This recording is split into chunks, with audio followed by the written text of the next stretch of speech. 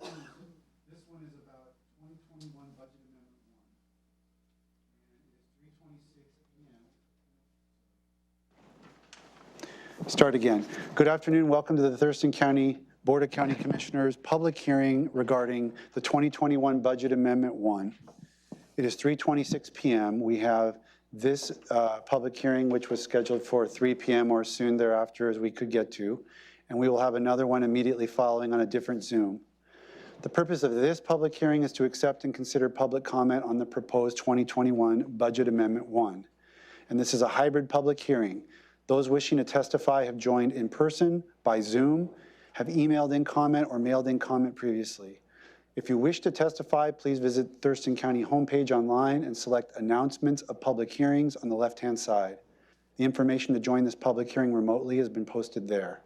If you do not wish to testify but would like to listen and follow along, please watch our live stream through the Thurston County YouTube channel to help us manage attendance. Robin Campbell, Assistant County Manager, will provide information on this topic.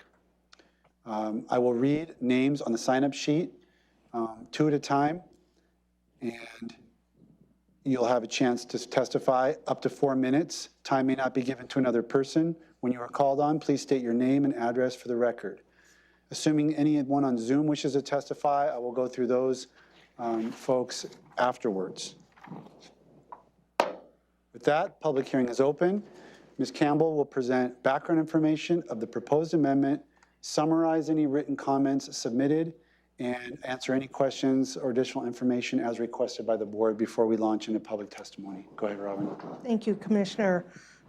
Good afternoon. And I was just commenting to the county manager that it's very nice to be back in the boardroom after being on Zoom for so long. So today we're here to take public comment on Amendment 1 of the 2021 county budget. I've provided my remarks in writing. Usually I don't do that for a budget, but this one's pretty extensive, so I thought it would be easier to follow along. And there are a few extra copies at the back of the room. This budget is a combination of technical adjustments, unanticipated receipts, and addressing needs and opportunities that we did not know about at the time the board adopted the budget. Overall, the changes to the general fund is increased revenue of just under $7.4 million and expenditures of $4.8 million. Other funds are changing at a much higher magnitude, $134,611,000 in revenue and estimated expenditures of $124,654,000 in revenue. That's the expenditure increase. It's not quite the size of the regular budget, but it is pretty big. It's about a third of our normal annual budget. The first amendment to the budget includes the update to the beginning fund balance. That's a technical change that we do every year at this time, and it's an adjustment for every county fund. We make this technical adjustment because at the time that we do the budget, we have to project ahead and estimate what the fund balance is going to be, and then after the fiscal year closes, we go in and make this technical adjustment to reflect the actual balance in each fund. Other technical changes in this budget include an increase in pass-through revenues that go to TCOM 911 and to the Tourism Promotion Fund that's passed through to the Visitor and Convention Bureau for Thurston County. There are corrections to errors that were in the original budget. There are adjustments to allocations, and the technical adjustments include funding for the medical costs of K9 Arlo. That is being covered by a grant. There are carry forward adjustments in this budget for projects in both operating and capital budgets. Those are for items that the board approved last year that were not completed last year. So any money available at the end of last year is carried into 2021 to be able to complete these projects. None of the projects are general fund. This amendment has significant grant increases. That's where the bulk of the money is coming from, and the vast majority of it is in continued response to the COVID-19 pandemic. There is an additional $905,000 in grant funding in the general fund and $92.3 million in other funds. Here are the grant highlights. $28.2 million from the American Rescue Plan Recovery Fund. $25 million in FEMA awards that will support our vaccination efforts back to the beginning of this year. $24 million in various rental and housing emergency assistance grants. $14 million for public health to continue the response to the pandemic.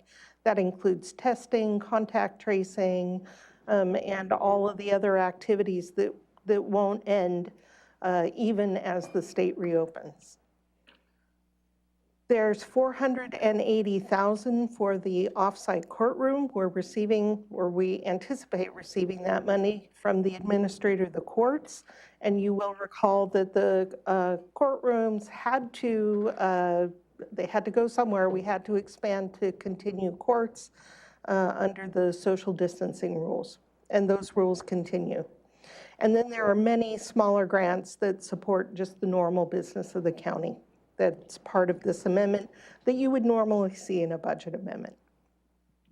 The capital budget is increased for existing projects.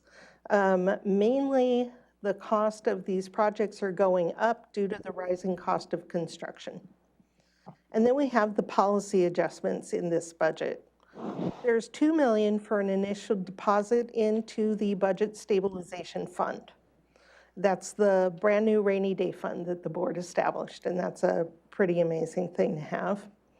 $1.5 million in increased funding for housing programs. That is coming from higher than expected revenues from recording fee and state shared sales tax. $330,000 is included in this budget that is funding for the water quality treatment at Long Lake. $7 million is for lease and tenant improvements at the 3000 Pacific building. $5.6 million for the purchase of the Mottman building complex. $55,000 for the county clerk to support the new judicial officer that we expect to join the county at the end of the year that our state legislature has approved. And $916,000 for the courts, the prosecutor, public defense, and related to process cases that are a result of the Blake decision. Continuing on, since the board gave preliminary approval of this budget amendment, there are a few items that have come to our attention that staff recommend that the board add to the amendment. The amounts of the changes are already reflected in the summary at the top of page 1, but to be specific, $65,000 is for the increased cost for the Building 4 Resource Center. We had estimated that that project would cost $100,000. It's costing more, mainly due to the rise in construction and the configuration of the space. $2 million to account for the movement between funds to support the refund of our prior bonds and the issue of new bonds to support large IT projects. No general fund is involved. And what this mainly is moving money from one fund to another and giving appropriation authority to pay the costs of having issued the bonds in the correct fund. There's $97,000 for a Medic 2 relocation grant that we learned about after the board made their preliminary decisions. There's 37,500 recommended. It's a general fund technical correction. It adds funding for the Thurston Climate Mitigation Plan that commissioners had intended to be in the budget, but somehow was not. There is a negative 45,000, that's a reduction, technical correction to align the budget with position control for the planning department. There is a correction between departments for the credit card rebate. It nets to zero. 2 positions are transferred from the IT department to central services to provide countywide support. There's no cost change there. And last, the American Rescue Plan Recovery Fund. In your initial review, we had proposed that we would deposit that into the general fund, but with the changes that we have learned about with the new U.S. guidelines, or from U.S. Treasury, the guidelines from U.S. Treasury, we clearly see that that should be in a restricted fund, and so we are proposing that it goes into a restricted fund instead of the general fund. No cost change, same amount of money. You've held many budget work sessions over the last few months. We've spent a lot of time reviewing these items. In accordance with state law, once you had a preliminary amendment, we issued public notice on June 8th and June 15th in the Olympian. And we also posted all of the amendment documents on our website under the budget page, and they went up on June 8th. We have received comments from one citizen regarding concern about revenue forecasts that support this amendment and the use of county funds. 2 items in this amendment, both the 3,000 Pacific building and the atrium, no, that is the atrium, the Mottman purchase. Those 2 items are linked to the amendment of the capital improvement program. You've received many comments on those changes to the CIP. Those could be considered related to the budget, but you'll hear about those in the next public hearing. And the comment period will remain open until tomorrow, Wednesday, June 23rd, 5 o'clock. On Thursday morning at 9, on June 24th, we have a follow-up session scheduled with the board to review the proposed additional items in detail and answer any questions you may have about that, to review any public comments you receive, and for final direction to staff, and then action on the amendment has been scheduled next Tuesday, the 29th, during your board meeting. And with that, I'm happy to answer any questions you may have. Who wants to, any questions for Robin? Not at this time. Commissioner Edwards? Robin, on page 2 of your presentation here, where you talk about refund of prior bonds, is that the part that it's refinancing those prior bonds? Yes, yes. So part of that $2 million is the savings and interest payout, or that type of thing? So it's to make the initial payment out of the correct fund, and it's to pay all the costs of bond issue. We have to pay our bond advisor, you have to pay the escrow agent, you've got to make all these little payments. But overall, what you don't see here is the savings that we have because the payouts are less, and you don't see the reduction from the bond funds that we abolished. Okay, so really, I mean, it makes it sound like we're spending $2 million to do this. Right. But in the end, by the time we pay these off, there's going to be a savings, I'm hoping. We will save well over $5 million in the long run from refinancing the bonds. Okay, thank you.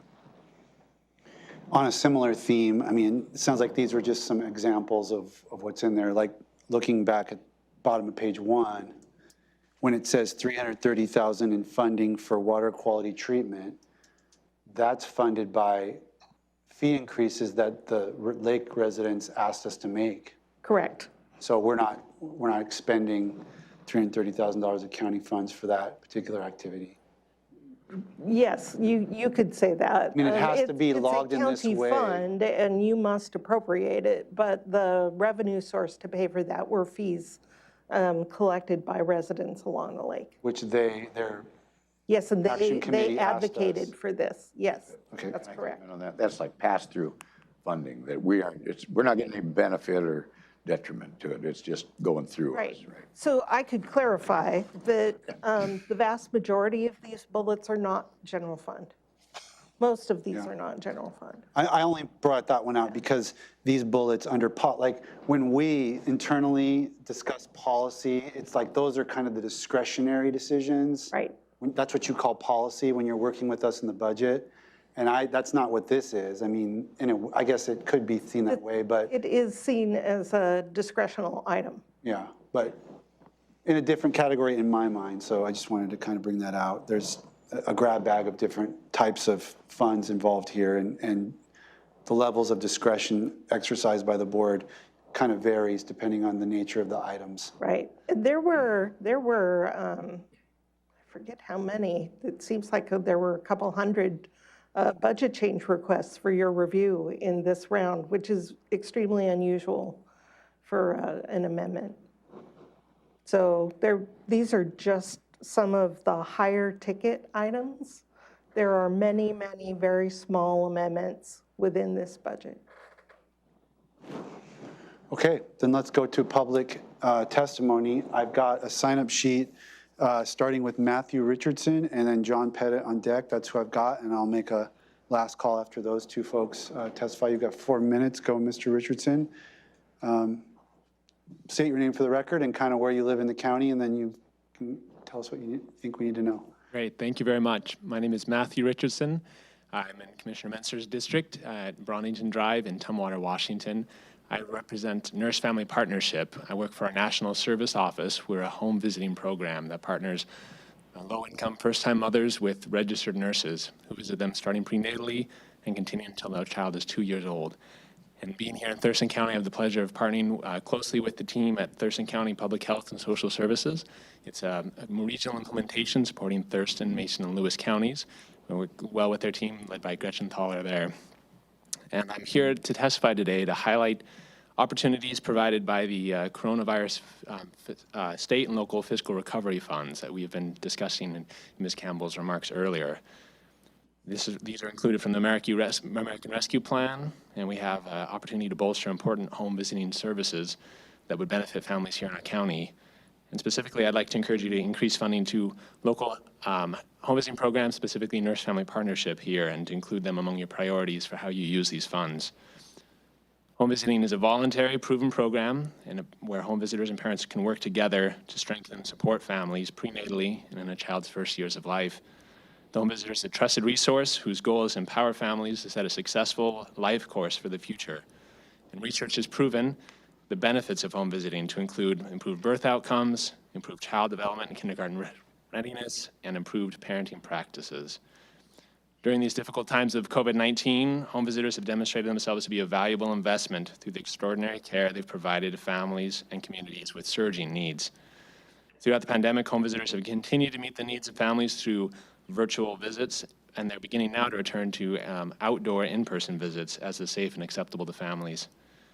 In the American Rescue Plan are $350 billion for state, local, and territorial and tribal governments to support the COVID-19 response, to replace lost revenue, support immediate economic stabilization for households and for businesses. And the Department of Treasury has released an interim rule with allocations for states, counties, and cities. And here in Thurston County, that includes $56,400,000, as is detailed in Ms. Campbell's breakout, with $28,200,000 in this first tranche of funding, with the remaining 50% to be delivered later. These funds are attractive because they have to be obligated by the end of 2024, but don't have to be expended until the end of 2026. Within the guidance released by Treasury in the interim final rule are encouragements to include home visiting services among the public health and COVID-19 related allowances. In addition to calling out home visiting specifically, It encourages recipients to consider funding uses that foster a strong, inclusive, and equitable recovery, especially with long-term benefits for health and economic outcomes. And this could describe the impact of home visiting to a T. As you weigh your priorities for how to utilize the coronavirus fiscal recovery funds in either the first or second tranches of the funding, please include among your priorities providing additional funding for Nurse Family Partnership and other local home visiting programs here in the county. These services are critical to help families build resiliency, have healthy pregnancies, develop strong parenting skills, and to build economic security. These multi-generational approaches these proven services mean that bolstering these families will deliver outcomes and benefits in our county for years to come. I'm happy to yield to any questions you may have, and I'm happy to engage further at another date as well. Thank you. Thanks, sir. Thanks for supporting a good cause.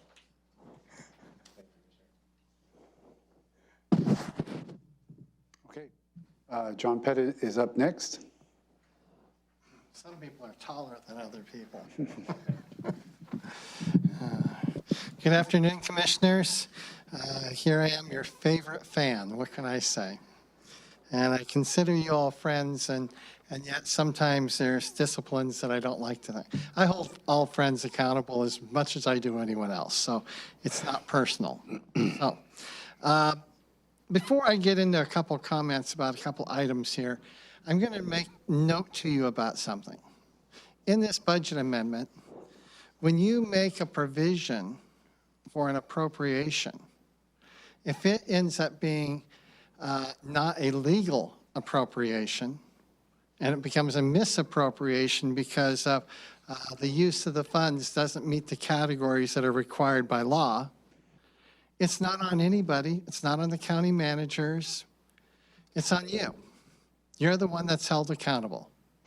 So you must be very careful that not only when you consider making appropriations for things, but those appropriations will ultimately not come back, or expenditures come back and bite you by virtue of having turned into being misappropriations of funds. Now, an example of that I will have here is, of course, you're clearly aware that I'm far, far, far in a different concept about the whole idea of a purchase of, well, particularly a lease of the atrium out there on Pacific Avenue. The concept of using $7 million for tenant improvements, those tenant improvements would not be depreciated within the term of the lease, which means it would become a gifting of public funds. That would be a misappropriation.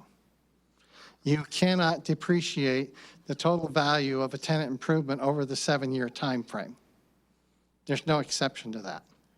Okay, and so a tenant improvement, it doesn't work. And of course, I'm opposed to that particular element on your budget.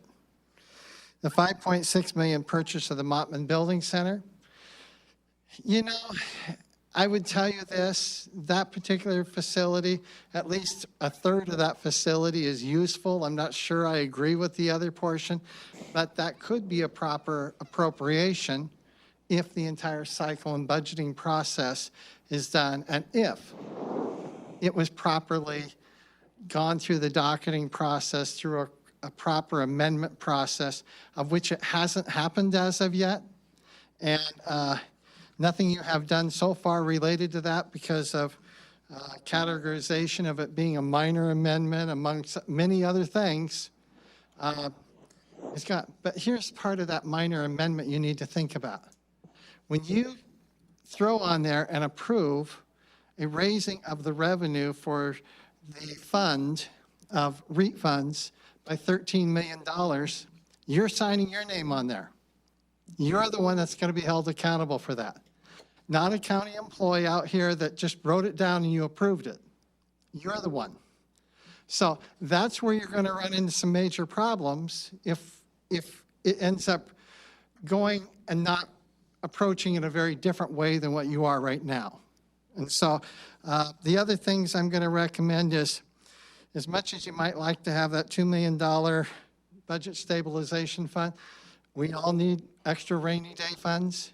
that particular fund, having looked at where your budget is, especially if you're planning on spending money on lease space, you guys are going downhill really fast because there was a commitment, which I'm not really seeing, about reducing the load on the levy of the road funds and the change of those funds. So that last couple little minor thing I would mention is I am really pleased to hear that you're going to have a separate accounting for the American Rescue Plan money. I do think that you need to have a full detailed sheet of where the budget is, where the estimates are, based upon with that fund not included before you make any decisions. I appreciate your time. Thank you. Thank you. As the last person on my sign up, Janice, anybody else? Do we have anyone on our Zoom?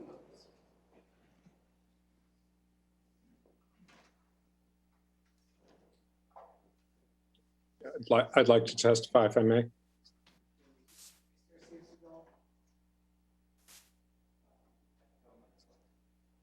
Yeah.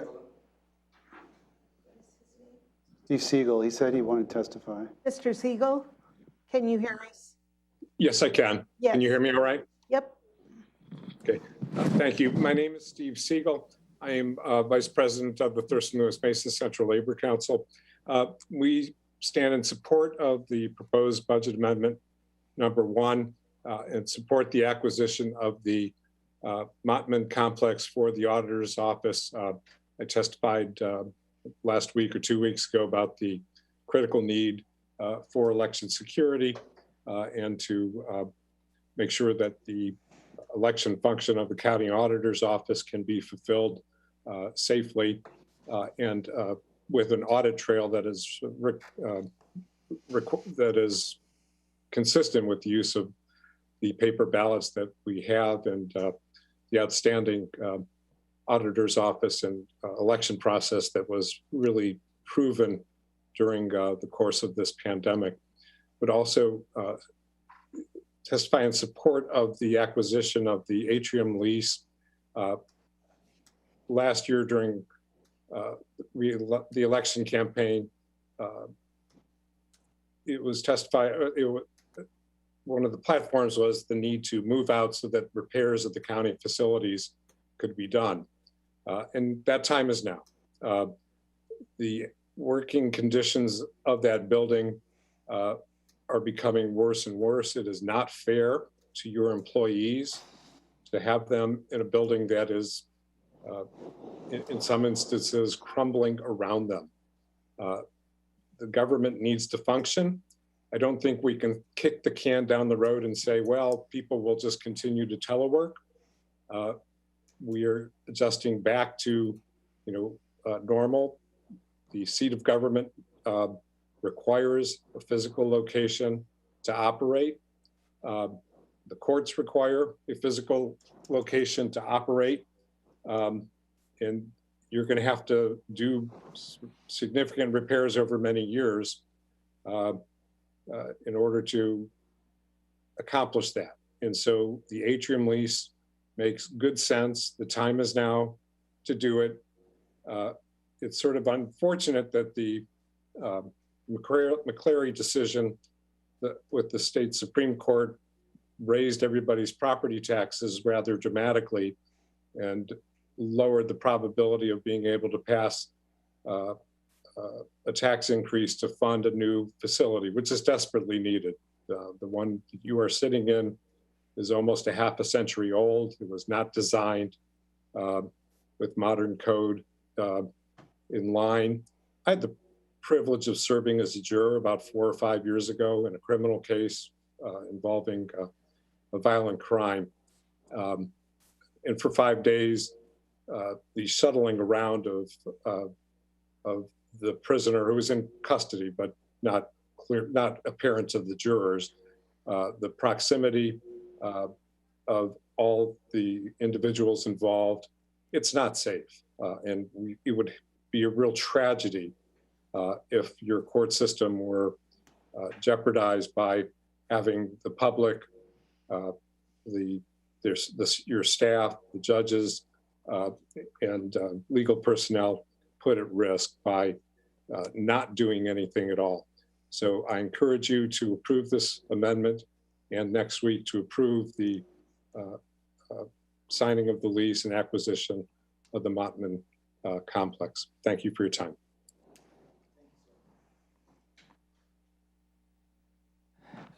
Next, I have Mr. Terry Wilson. Would you like to testify, sir? Mr. Terry Wilson. No, I'm not going to testify. Okay, thank you, sir. That's it. Okay, that's it for public testimony on the budget amendment public hearing.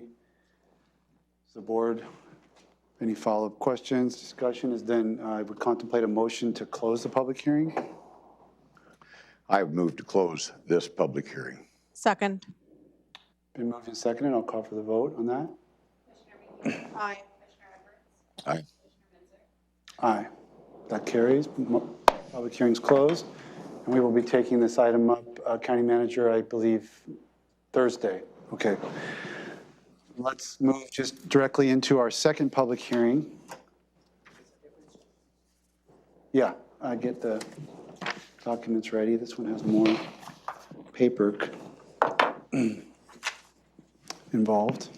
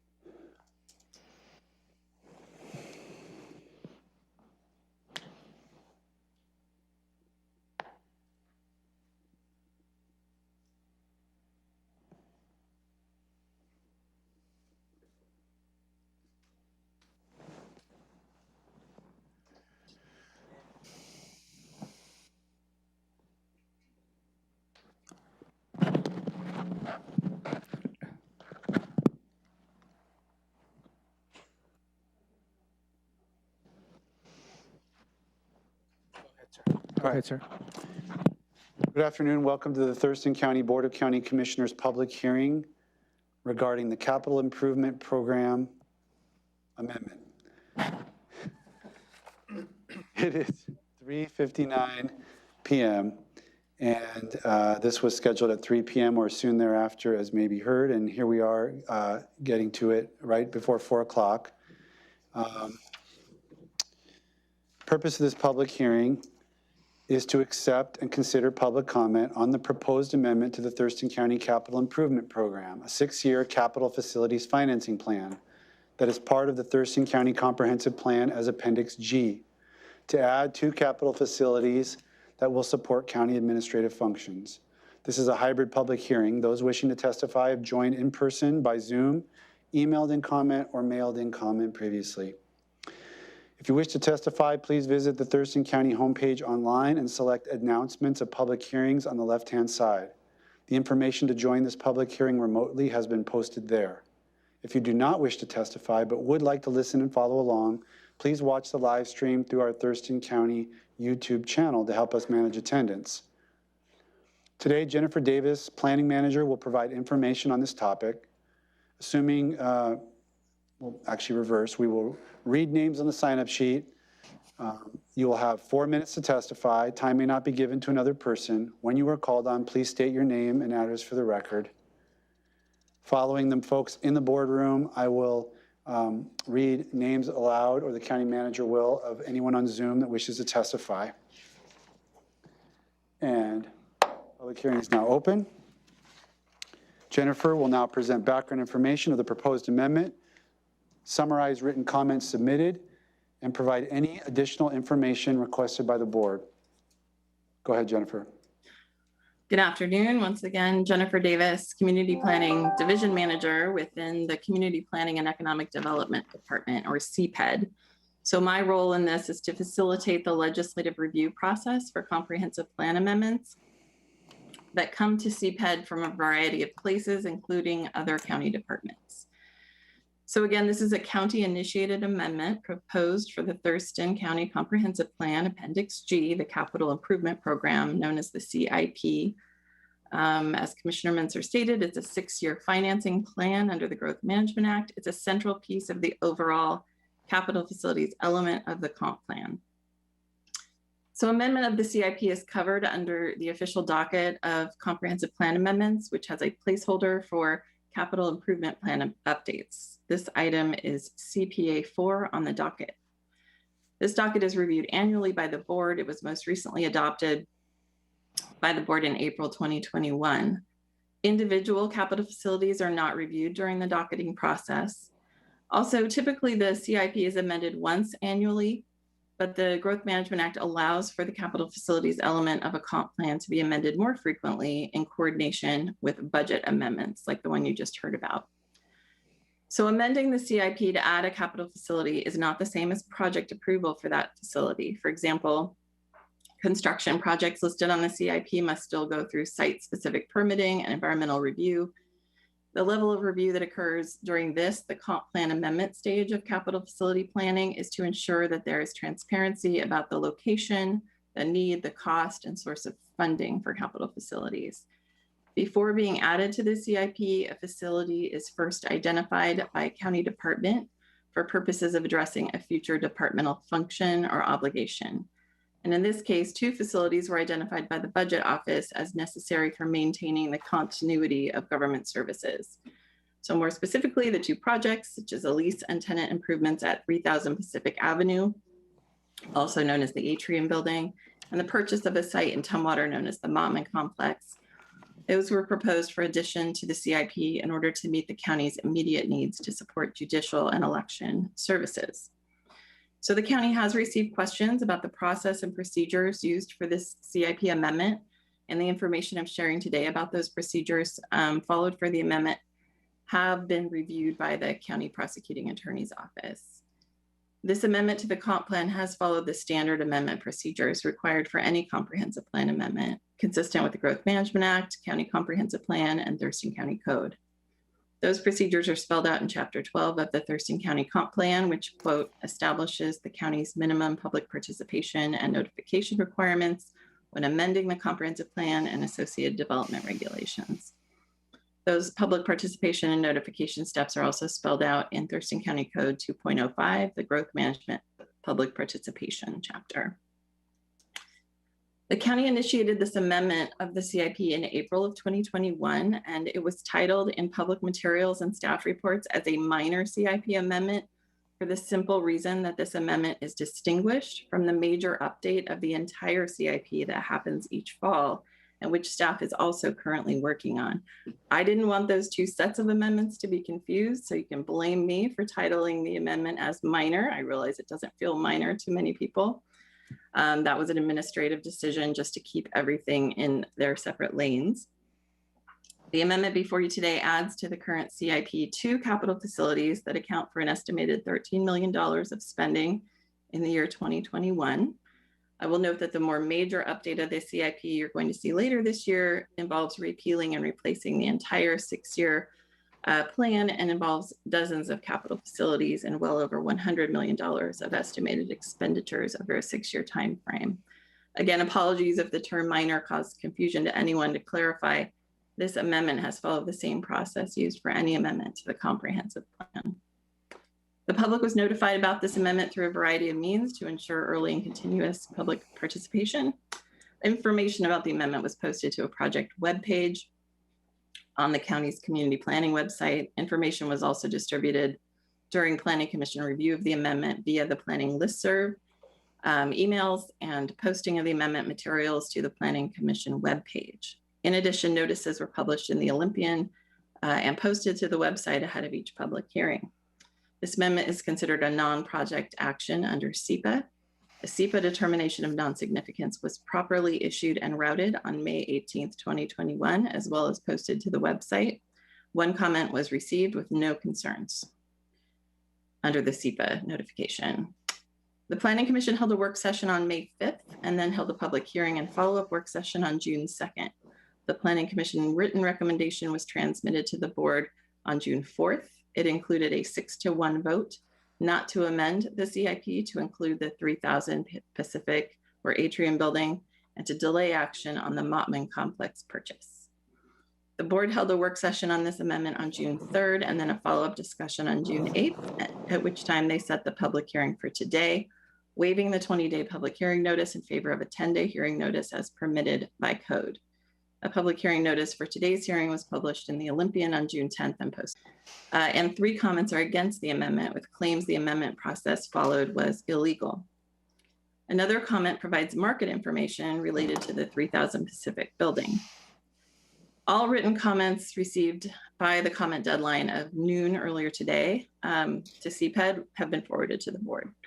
And then Thursday morning at 9 a.m., the board will have a work session to allow additional deliberation on this amendment proposal, and then action is scheduled for June 29th during your regular Tuesday afternoon meeting. And that concludes my remarks. Questions for Jennifer? No questions at this time. Actually, Go ahead. yes, I do have questions. So these written comments do not include, I believe there was another planning session and there were more comments in that, Jennifer? So the Planning Commission had 3 oral comments provided during their public hearing, and no written public comments were submitted during that public hearing. Thank you. Commissioner Edwards, anything? Was this issue placed on the docket that we know of as the docket here at Thurston County?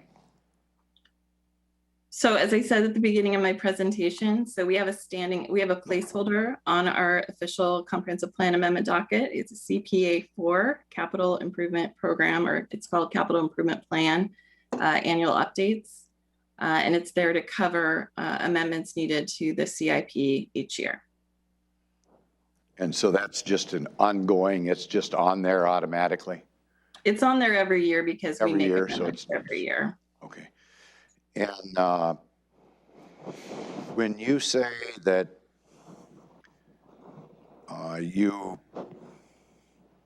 you added a word, minor amendment, I guess, do you normally do that, or is that the monetary amount, the size of the amendment? What brought that about? Yes, Commissioner, as I said earlier, that was a choice so that I could maintain in the records, the files, and the noticing a distinguishment between this amendment, which involves just 2 capital facilities, and the major update that's going to happen to the capital improvement program later this year, which involves all capital facilities. So that's just an administrative decision. We title amendments all sorts of things, and that was the title I provided. It doesn't have any other import other than that. Oh, okay, I mean, there's no official title, minor amendment, major amendment, that type of thing. They're just all amendments. They're all amendments. They must follow the same comprehensive plan amendment process, which this has done. Okay, thank you. Mm-hmm. Okay, let's go to public testimony, and we'll start with the boardroom. John Pettit is first, and then we'll go to Zoom. Good afternoon, Commissioners. My name is John Pettit. I live on Rich Road, Southeast Olympia. Well, I'm going to start out with a couple of different things. Words have meanings. And I know that since 2 of you have at least attended some form of law school, words have meanings. If somebody tells you, well, I just have a little minor get-together over here, you would probably discount it considering we have busy schedules. But if you had a significant, or you had a gathering here without degrading it down to being nothing, as a minor little detail, it has a whole different context and meaning. The advertising on this also included the term minor. Under no means is it minor. Now, while Jennifer has provided you perspective from her viewpoint. As you're well aware, there are processes in place because law provides different viewpoints. And when people have different viewpoints of how things are interpreted, we have processes to get there. In the case of this particular thing, it will be probably through a superior court in determining whether or not the effects of what could have happened on a local basis took an action which depleted the meaning of what was going on. And another one would be through the Growth Management Act, of which can eliminate and reject the amendment that you may be looking to make. I'm going to highly recommend you consider a different path than passing this. Run it through your annual process. What was said today was we have an annual amendment. So anytime through the year, we can start up a brand new topic, not really have to have any public participation plan, but we can just go forward with it. The whole concept of open government is public participation. And I can tell you, from looking at the files, the lack of public participation and the openness is an automatic basis for being rejected by the Growth Management Hearing Board. So I have no problem going that direction, and I will be going that way. Part of my testimony here today is about putting on the record my different elements of frustration, which is a requirement of the Growth Hearing Board. I have to list it, otherwise I don't have the right to file an appeal against your action. So you did not file a docket through the docket process on this. You can't claim, well, we docketed it last and we approved it last December, so it's an automatic, we go in anytime. Each docketing, each amendment is a separate amendment. You can't put it on the piggyback of some previous docketing of an issue that's reviewed later on in the year. I'm good with her not doing it.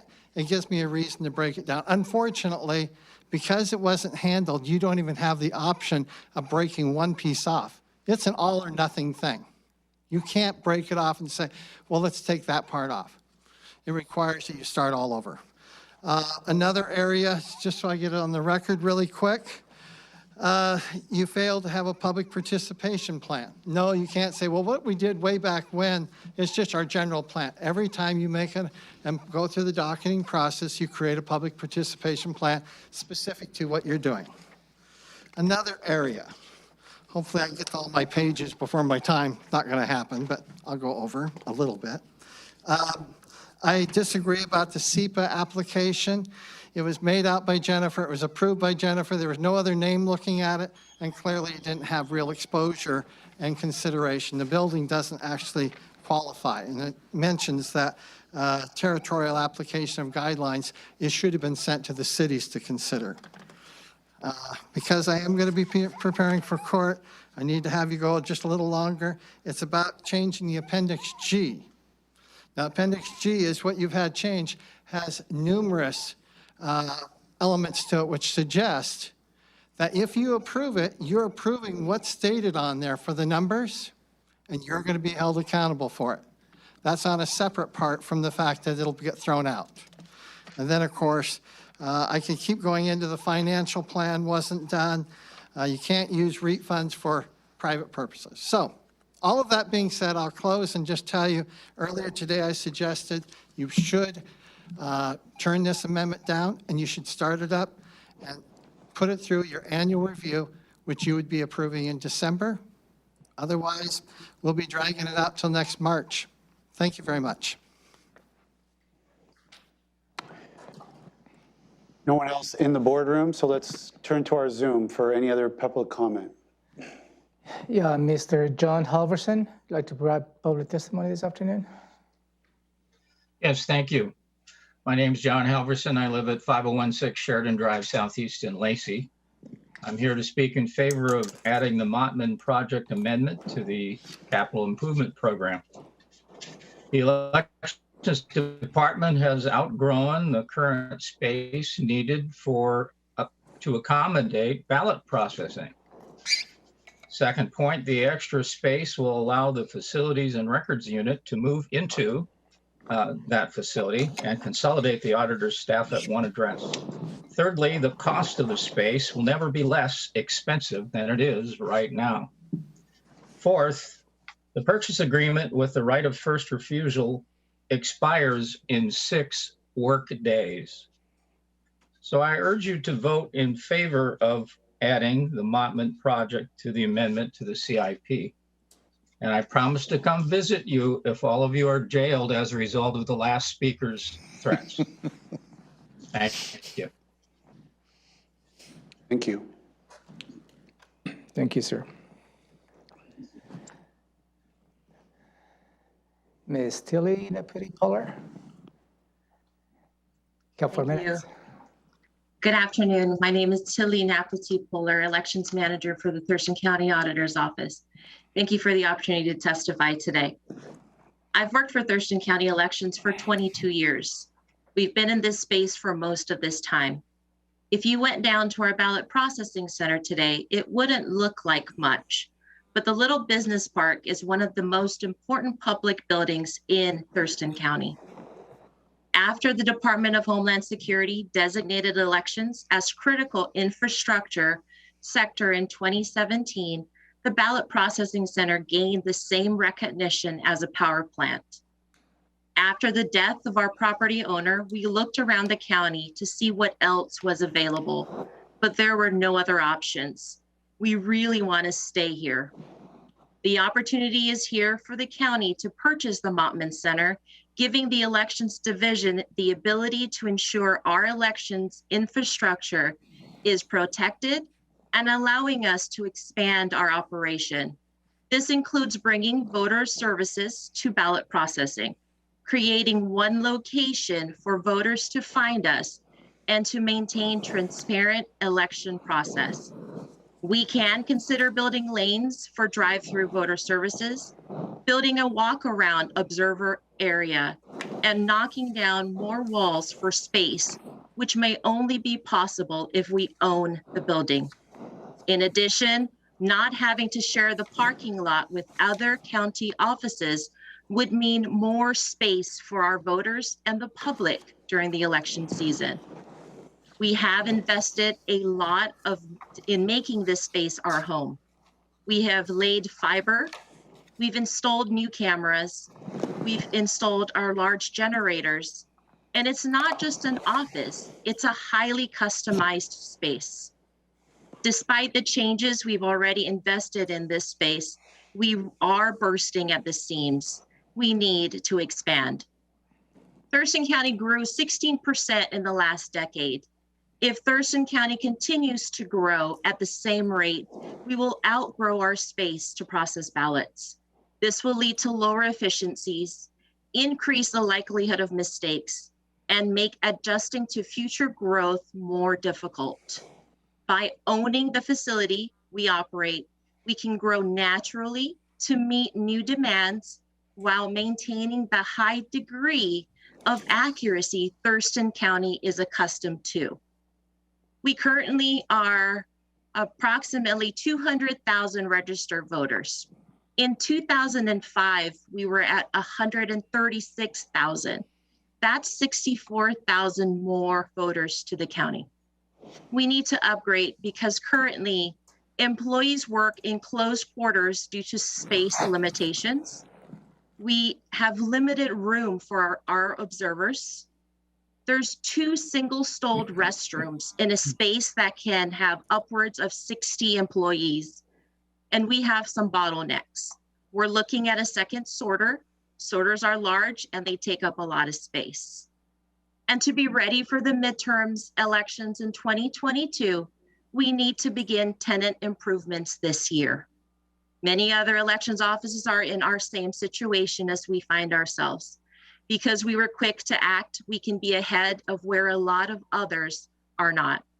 Again, thank you for this opportunity to testify. I urge you to approve the amendment to the CIP. Thank you, Tilly.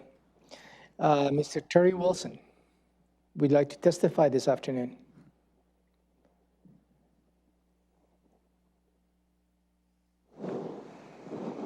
Mr. Terry Wilson? I'm just observing. Thank you. Okay, thank you, sir. That concludes. Okay. Any follow-up questions needed from the board to staff or otherwise? No, sir. No, sir. Okay, is there a motion to close the hearing? I'd move to close this public hearing. Second. It's been moved and seconded. Call for the vote. Aye. Aye.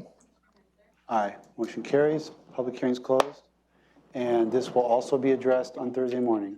I'm getting a nod from both county managers. So with that, we're done. Thank you, everybody, for participating.